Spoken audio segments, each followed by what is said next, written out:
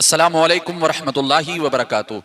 नाज़रीन इकराम, आपका खैर मकदम है मसाइल हयात के 90 एपिसोड में। तो आज हम एकदम शानदार वाले मसाइल आपके सामने लेकर आए हैं जो बहुत ज़रूर हम सबको याद करने चाहिए और वो सब हमारे जहनो दिमाग में होने चाहिए। तो आज जो हम मुफ्ती साहब सवाल करने वाले हैं वो सवाल कुछ इस तरीके से है कि वो कौन सा नमाजी है जो हालत नमाज में चारों समतों में उसने अपना चेहरा बदला, अपना रुख बदला, लेकिन फिर भी उसकी नमाज हो गई। दूसरा सवाल हमारा ये है, कुछ लोग ये करते हैं कि अगर इमाम साहब को रुकू में पाते हैं तो जल्दी जल्दी आते हैं और अल्लाह अकबर कहते हुए वो रुकू में चले जाते हैं। तो आया कि ऐसे लोगों की नमाज होगी या नहीं होगी। और तीसरा सवाल हमारा यह है, क्या नापाक औरत फातिहा का खाना बना सकती है या नहीं बना सकती है। और आखिरी सवाल नाजरीन हमारा बहुत अहम है जो अकीदे के ताल्लुक से हम बयान करना चाहते हैं। किसी सुन्नी लड़के या लड़की का निकाह किसी देवबंदी लड़के या लड़की से हो सकता है या नहीं। और लोग ये जो कहते हैं कि देवबंदियों में लड़की मत दो मगर उनकी लड़की ले लो। कुछ लोग ये कहते हैं कि उनको लड़की दो मत, यानी अपनी लड़की का ब्याह उनके घर ना करो लेकिन उनकी लड़की अपने घर में ले आओ। तो ये कहां तक दुरुस्त है, हम इनका जवाब आपसे तलब करेंगे। तो पहले चलते हैं सबसे पहले सवाल की तरफ।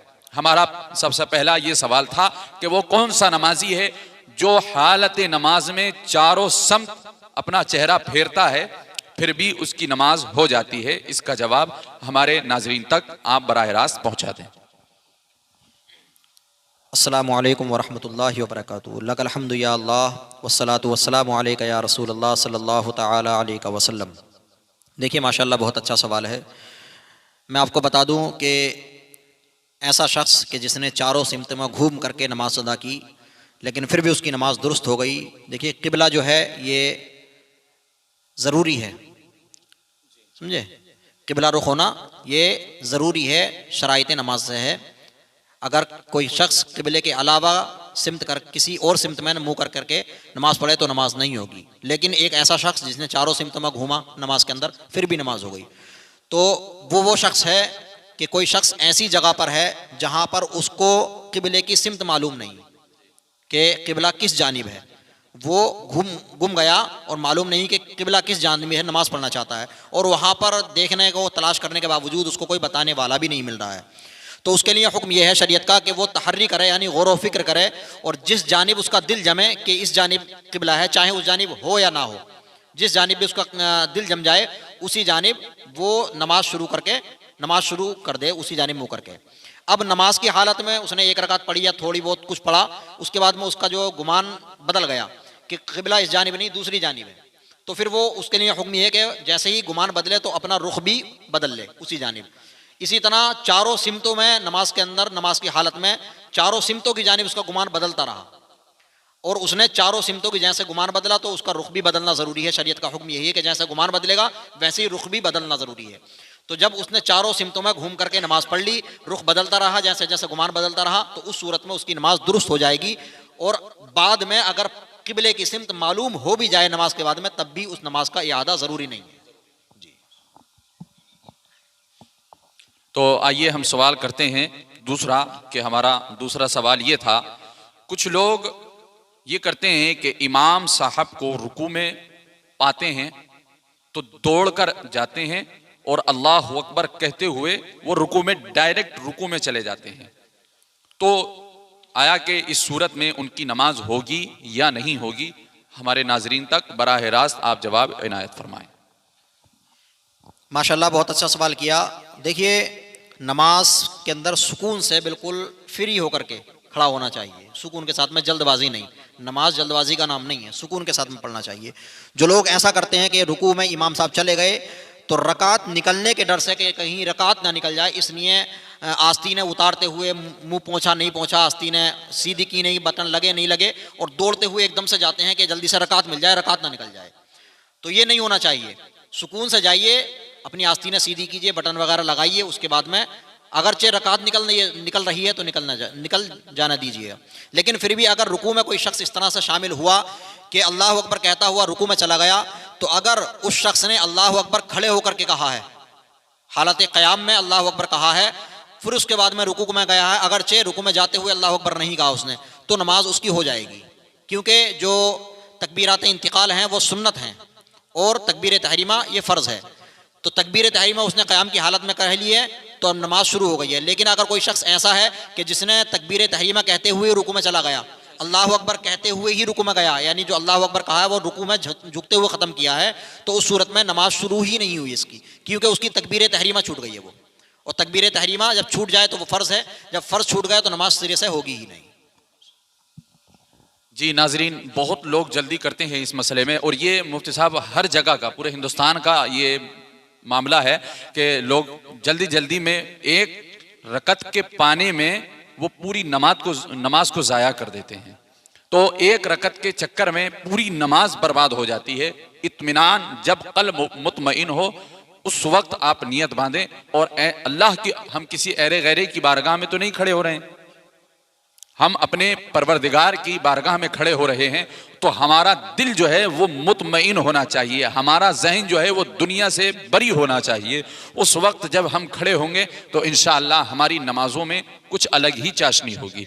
तो आइए अब हम दूसरा सवाल करते हैं। ये हमारा सवाल ये है कि ये भी एक भाई ने पूछा है और उन्होंने नाम बताने के लिए मना किया, क्या नापाक औरत फातिहा का खाना बना सकती है या नहीं? इस बारे में जवाब इनायत फरमाए। माशाल्लाह, बहुत अच्छा सवाल है। मैं आपको बता दूं कि आम तौर पर गांव देहात में क्या होता है कि अगर कोई औरत हैज़ व निफास की हालत में है या किसी और वजह से नापाक है, तो अब घर वाले उसको बहुत ज़्यादा गिरे हुए नज़र से देखते हैं, उसको खाना मनहूस समझते हैं। कुछ लोग, इल्ला माशाल्लाह, कुछ लोग बहुत ज़्यादा मनहूस समझते हैं और सोचते हैं कि अब इसके हाथ का खाना भी नहीं चाहिए और ये फातिहा का खाना नहीं बना सकती है। इस तरह की सोच लोगों के माइंड में होती है, जो जहालत जिनके घरों में ज़्यादा होती है। लेकिन जिनके घर अल्लाह रब्बुल इज़्ज़त ने फ़ज़ल फरमाया और कम इल्मी की वजह से जिनको इल्म दिया है, वो लोग ऐसा नहीं समझते हैं। तो मैं आपको बता दूं, हैज़ व निफास वाली औरत या वैसे ही अगर नापाक हो जाए तो फातिहा का खाना बिलाशुबा बना सकती है, समझे, कोई हर्ज नहीं है। ये जो था कि मनहूस समझा जाता था औरत को, और नापाकी की हालत में, हैज़ व निफास की हालत में औरत का खाना भी खाना पसंद नहीं करते थे, ये दौरे जाहिलियत की बात थी।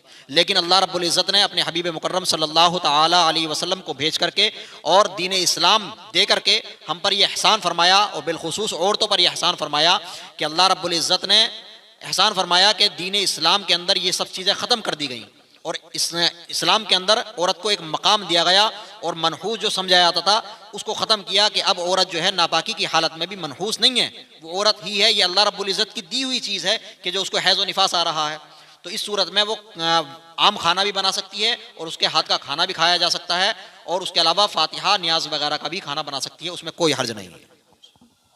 नाजरीन, इसमें मुफ्ती साहब बहुत सारे लोग मुलव्विस हैं, वो ये समझते हैं कि ये पूरी नापाक हो गई है, तो इस वजह से उसके हाथ का खाना पीना जो है वो बंद कर देते हैं। लेकिन आपने कभी गौर किया कि ये हम किस वजह से सोच रहे हैं? ये हमारी सिर्फ कम इल्मी है। जी, तो मैं अगले सवाल की तरफ लौटता हूँ। ये जो हम सवालात करते हैं तो ये हमारी कम इल्मी की वजह से होते हैं। अगर हम इल्म से अपने आप को मुज़य्यन कर लें तो ये तमाम चीज़ें, क्योंकि हम पढ़ चुके होते हैं और पढ़ी हुई चीज़ पर हम सवाल नहीं करते हैं, तो हम अपने घरों में पहले इल्मी माहौल पैदा करें, दीनी माहौल पैदा करें, तो फिर इंशाअल्लाह जो तरह तरह के खुराफाती मसाइल हैं वो इंशाअल्लाह हमसे दूर होते हुए नज़र आएंगे। अब मैं आखिरी मसला, और बहुत अहम मसला है, ये बहुत अहम मसला है। जी अच्छा, माशाअल्लाह, ये हमारी एक बहन है मुरादाबाद से, उनका नाम आरिफा। तो बहुत अच्छा सवाल किया है, अल्लाह पाक उनको इस्लाम में और बुलंदी अता फरमाए और इल्म व अमल में खूब बरकतें अता फरमाए। सवाल बहुत अच्छा है, मेरा दिल खुश हो गया। किसी सुन्नी लड़के या लड़की का निकाह किसी देवबंदी लड़के या लड़की से हो सकता है या नहीं? और लोग कुछ ऐसा कहते हैं कि देवबंदी के घर में लड़की देना नहीं चाहिए, अगर हो सके तो उनकी लड़की ले लेना चाहिए। तो इस बारे में हमारी शरीयत क्या कहती है, शरीयत हमारी क्या कहती है और हमारा अकीदा क्या कहता है, ये हमारी अवाम अहले सुन्नत के सामने आप शेयर करें। और आप हजरात इस सवाल को ज़्यादा से ज़्यादा शेयर करें, क्योंकि हमारे बहुत सारे मुसलमान जो हैं वो इसका शिकार होते हुए नज़र आते हैं और बहुत सारे दयाबिना और वहाबिया दयाबिना हमारे मुसलमानों को फांस लेते हैं, शिकंजे में फांस लेते हैं। तो इस सवाल को ज़्यादा से ज़्यादा आप शेयर करने की कोशिश करें। जी मुफ्ती साहब जवाब देना। माशाअल्लाह, बहुत अच्छा सवाल किया। देखिए, मैं आपको बता दूं, वहाबी दयाबना वगैरह, वहाबिया दयाबना बदअक़ीदा लोग जो हैं, ये अपने अक़ाइदे कुफ्रिया की वजह से, जैसा कि इनकी किताबों से, इनकी तकारीर से, इनके बयानात से ज़ाहिर हैं, तो ये अपने अक़ाइदे कुफ्रिया की वजह से काफिर व मुर्तद खारिज अज़ इस्लाम है। तो बयान किया जाता है कि इनका निकाह, किसी मुर्तद का निकाह किसी मोमिन या मोमिना से तो क्या, किसी मुर्तद या मुर्तदा से भी नहीं हो सकता। किसी मोमिन या मोमिना से तो दूर, किसी मुर्तद या मुर्तदा से भी नहीं हो सकता। तो इस सूरत में किसी सुन्नी लड़के या लड़की का निकाह, किसी देवबंदी लड़के या लड़की से निकाह किसी हाल में, किसी सूरत में नहीं हो सकता, यह जायज़ नहीं है। और जो लोग ये कहते हैं कि देवबंदियों की लड़की ले लो, उनके यहाँ दो मत, तो ये सिर्फ जिहालत है, ऐसा कुछ नहीं है। अगर देवबंदी की लड़की ली तब भी उसका निकाह नहीं होगा। अब हुक्म यह आता है कि हम उसको ला करके सोचते हैं कि मुसलमान कर लेंगे, कलमा पढ़ा करके अपने घर पर निकाह करा लेंगे। तो सबसे पहली चीज़ तो ये कि अगर आपने उस घर की लड़की ली है तो फिर उससे रिश्तेदारी भी रखेंगे। अगर आपका अकीदा पूरा ये पुख्ता है कि रिश्तेदारी नहीं रखेंगे और लड़की को ला करके हम अपने अकायद की तरह उसको सुधार लेंगे, तब उसके लिए हुक्म यह है कि उसको ला करके तौबा कराइए, कलमा पढ़ाइए। कलमा पढ़ाने के बाद में फ़ौरन निकाह मत कीजिए। शरीयत इस चीज़ का हुक्म एकदम नहीं देती है, बल्कि उसके इस्लाह हाल ज़ाहिर होने तक, यानी आपको जब ये अंदाज़ा हो जाए कि अब इसने घर वालों से ताल्लुक़ ख़त्म कर दिया है, जो देवबंदी वहाबी वगैरह हैं बदअक़ीदा, उनसे ताल्लुक़ात ख़त्म कर दिए हैं, और जो इसके तौर तरीक़े थे वहाबी दयाबना जैसे, उसने छोड़ दिए हैं सब कुछ मुकम्मल तौर पर। अब ये अहले सुन्नत व जमात में दाखिल हो गई है, हर चीज़ उसके एतबार से करती है और वहाबियों से ताल्लुक़ात ख़त्म कर दिए हैं। तब हुक्म ये है कि अब जो है इस लड़की या लड़के से निकाह कर सकते हैं। लेकिन अगर जब तक इस्लाह हाल ज़ाहिर ना हो तब तक इजाज़त नहीं है निकाह की, क्योंकि आम तौर पर देखा जाता है कुछ लड़की या लड़के ऐसा करते हैं कि वक्ती तौर पर जो है लोगों के सामने तौबा कर लेते हैं कि हमने देवबंदी वहाबियत को छोड़ दिया है, अब जो है हम निकाह कर लें। तो उस वक्त निकाह कर लिया, बाद में फिर पलट जाते हैं और वैसे ही जो उनका हाल होता है उसी हाल पर पहुंच जाते हैं। तो इसलिए ज़रूरी है कि इस्लाह हाल ज़ाहिर होने तक निकाह ना किया जाए, ना उनकी लड़की लो ना दो, क्योंकि अगर लेंगे उनकी लड़की तब भी रिश्तेदारी कम से कम रखी जाती है, और किसी वहाबी देवबंदी के यहाँ का खाना पीना भी ये भी जायज़ नहीं है। माशाअल्लाह, ये बहुत अच्छा जवाब मुफ्ती साहब ने हमें इनायत फरमाया। इस बात में मुफ्ती साहब क़िबला, बहुत सारे लोग मुलव्विस हैं, ख़ास करके हिंदुस्तान में जो है वो लोग ढोंग रचाते हैं। वक्ती तौर पर वो निकाह कर लेते हैं और निकाह के बाद में फिर वो क्या करते हैं, हाँ पलट जाते हैं फिर वो। और फिर बाज़ जगहों पर तो ऐसा देखा गया है कि लड़की के इस्लाह हाल तो अलग बात है, लड़की जो सुधर रही है उसका तो अलग मामला है, पूरा घर बिगड़ जाता है, पूरा घर बिगड़ जाता है। एक आपने कहावत वो सुनी होगी कि एक मछली जो है वो पूरे तालाब को कभी कभी गंदा कर देती है, हालांकि वो गंदा होता नहीं है, लेकिन कभी कभी जो है ना उसका वायरस और उसकी बीमारी अगर इतनी खतरनाक हो, उस मछली की अगर बीमारी ज्यादा खतरनाक हो, उसको वायरस इतना ज्यादा खतरनाक हो कि उसकी वजह से पूरा तालाब बर्बाद हो सकता है। तो मैं आपको नाजरीन बताना चाहता हूं, ये देवबंदी और वहाबी ये जो अकीदा है ना, ये हम सुन्नियों के लिए इतना खतरनाक है कि उसी के तरह है कि एक मछली, ये मछली पूरे तालाब को गंदा करने की हैसियत रखती है। एक मछली पूरे तालाब को गंदा करने की हैसियत रखती है। इनसे जितना दूरी हो सके वो दूरी बनाइए। और अकीदा अहम चीज है, अपने अकीदे को संभाल के रखिए। और किसी एक बड़े शख्स ने कहा था कि इस दौर में अकीदा बचाना, अकीदा बचाना, सिर्फ अकीदा बचाना, करामतें नहीं दिखाना, खुद इस वक्त में एक करामत है। खुद अकीदे को अपने बचा लेना खुद अपने लिए एक करामत है। तो उम्मीद करते हैं नाजरीन ये वीडियो आपको पसंद आई होगी। अब मिलते हैं इंशाअल्लाह 10वें एपिसोड में, जब तक के लिए खुदा हाफिज। अस्सलामु अलैकुम वरहमतुल्लाहि वबरकातुहू।